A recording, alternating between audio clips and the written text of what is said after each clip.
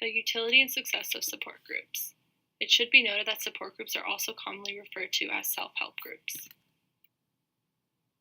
So what is a support group? Well, a support group is a joining of individuals who share or have shared a common experience.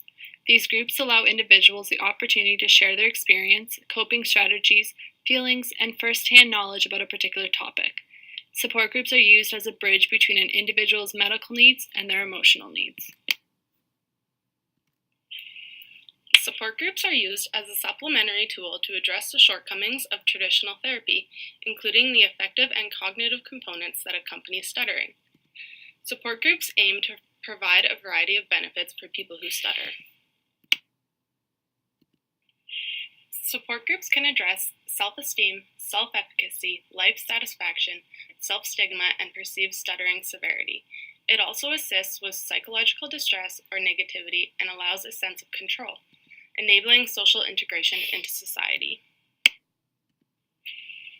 Support groups promote dramatic decreases in isolation for a client because it gives them opportunity to meet other people who stutter. They gain the opportunity to share experiences and feelings in a safe and supportive environment that can help them move from feelings of isolation to feelings of belonging. Support groups allow people to feel more comfortable disclosing the fact that they stutter. This is important as avoiding disclosure can lead to higher levels of depression and self-isolation, the Y-try effect, and a decrease in healthcare service use. By implementing support groups, research has shown that self-acceptance and coping strategies increase quality of life, which is a core objective in speech therapy for successful treatment. There are a variety of different support groups available that allow people who stutter to access the support they desire relative to their comfort level. These include internet support groups, community support groups, and conferences. It is important to note that most often, the people who stutter will work with a clinician to help with their attitudes and behaviors towards their stutter and decide which support group is most appropriate and beneficial to them. Internet support groups are the first type of support group. These online support groups allow people who stutter to interact with one another globally. There is an online forum on Google Plus Hangout called Stutter Social, which provides 3 to 4 video conferencing sessions per week, as well as a text app in which they can participate at any time. Internet support groups are a good choice for individuals who don't have access to a local group or are less comfortable with face-to-face interactions. And an internet support group attendee said that attending an in-person support group would be out of the question for her because she would find it devastating to be identified as someone who stutters. Therefore, this online forum was a good replacement because it allowed her to keep talking about stuttering. Another type of support group for people who stutter are conferences. Typically, conferences are annual events held by organizations such as the National Stuttering Association or the National Association of Young People Who Stutter. They include opening and closing ceremonies, keynote speakers, opportunities for attendees to speak to large audiences, workshops related to specific stuttering topics, and social events. These events are usually 2 to 4 days in duration. Conferences are a good option for those who are more extroverted and willing and able to travel to spend a weekend meeting others who stutter. The last type of support groups available are community support groups. Community support groups are recurring groups where people who stutter get together and discuss topics related to stuttering. For example, Burlington has a support group called Speech Connections where they meet monthly to share their struggles with stuttering. Community support groups are good for individuals who have the means to meet frequently. What ages are support groups appropriate for? Well, there have been very few studies regarding the utility of support groups for people who stutter. To date, the majority of studies have focused on support groups for adults. Most of the empirical evidence for support groups has shown that they are successful for adults. Few studies have looked at the utility of support groups for children, but the available evidence has shown that they will be beneficial for both children who stutter and their parents. It is the role of the speech-language pathologist to decide when a client is at a stage where they will be able to benefit from support groups. The utility and success of support groups. How is success measured?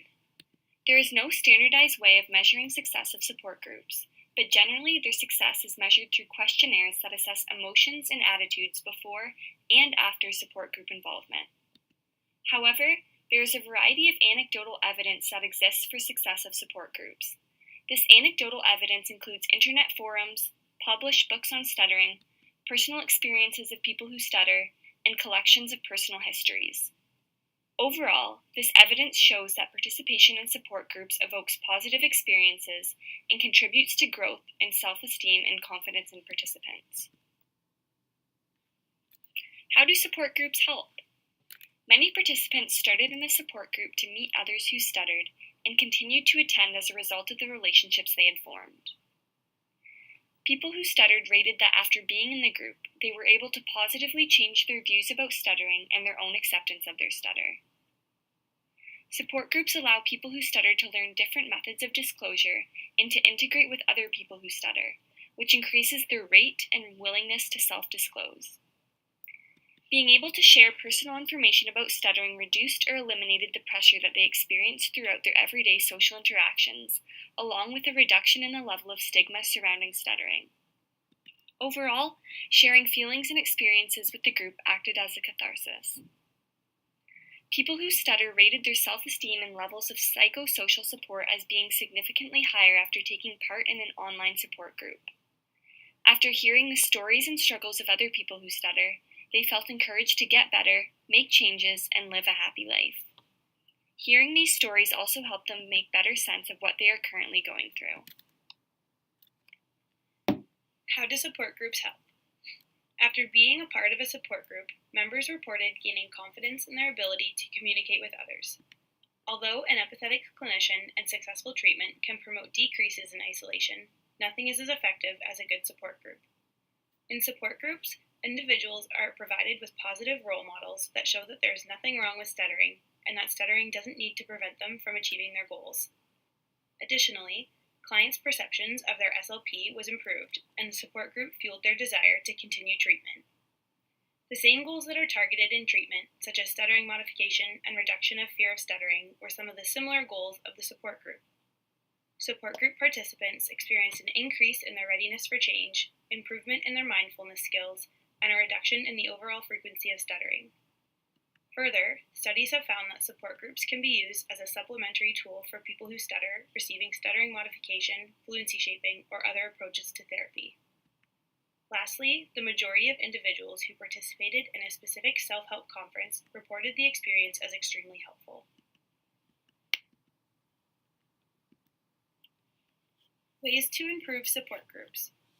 Although support groups are shown to be beneficial as they facilitate disclosure and social interactions, there are still multiple additional components that need to be addressed on an individual basis. Anti-anxiety skills, coping mechanisms for depressive moods, and training for social and interpersonal skills to increase confidence are ways to improve a support group setting. Local support groups. As future clinicians, we found it important to have access to resources for our clients. We've compiled a small list of support groups in Ontario and provided it on your handout for your future use in practice.